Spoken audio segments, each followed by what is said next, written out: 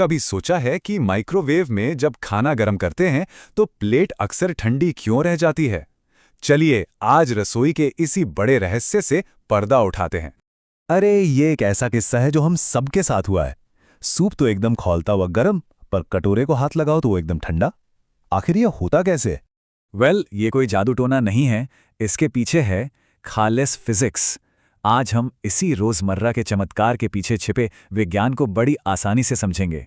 तो चलिए इस केस की पड़ताल शुरू करते हैं और सबसे पहले मिलते हैं उस शक्ति से जो माइक्रोवेव ओवन के अंदर सारा खेल करती है। हर माइक्रोवेव ओवन के सेंटर में होता है एक मैग्नेट्रॉन। आप इसे ओवन का दिल या इंजन समझ सकते हैं। यही वो हिस्सा है जो उन शक्तिशाली तरंगों को बनाता है जो हमारा खाना गर्म करती हैं।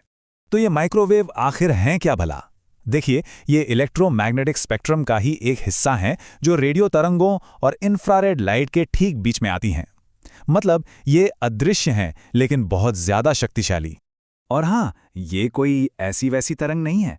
हमारे घरों में जो माइक्रोवेव ओवन होते हैं वो एक बहुत ही खास फ्रीक्वेंसी पर काम करते हैं, 2.45 गीगाहर्ट्ज। ये नंबर जरा ध्यान में रखिएगा क्योंकि कहानी का असली हीरो यही है। अब सोचिए, ये तरंगे ओवन के अंदर फैलती कैसे हैं? माइक्रोवेव के अंदर का हिस्सा एक ऐसे कमरे की तरह होता है जिसके चारों तरफ शीशे लगे हों। धातु की दीवारें इन तरंगों को बाहर नहीं जाने देती, इसलिए वो अंदर ही अंदर उछलती रहती हैं, बस एक लक्ष्य की तलाश में।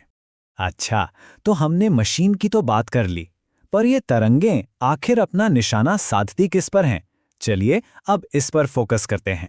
मैग्नेट्रॉन ने अपनी तरंगें छोड़ दी, वो ओवन के अंदर घूम भी रही हैं, लेकिन सवाल यह है कि वो गर्म किसे कर रही हैं?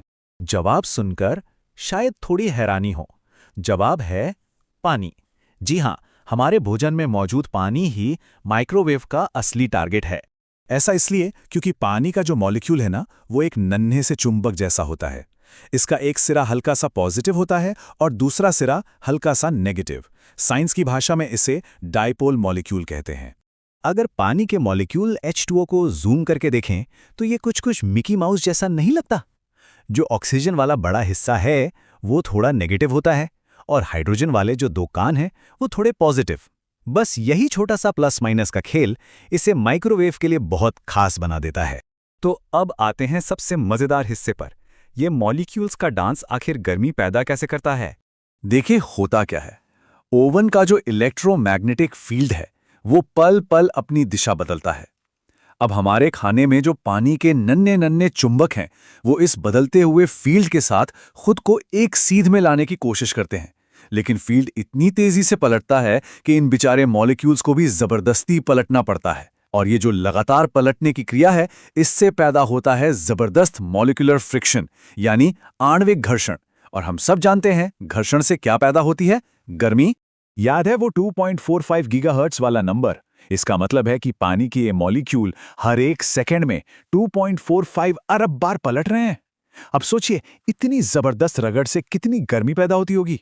तो अब जब हम ये सारी साइंस समझ चुके हैं तो चलिए वापस चलते हैं हमारे ओरिजिनल केस पर, ठंडी प्लेट का मामला, और इसे सुलझाते हैं।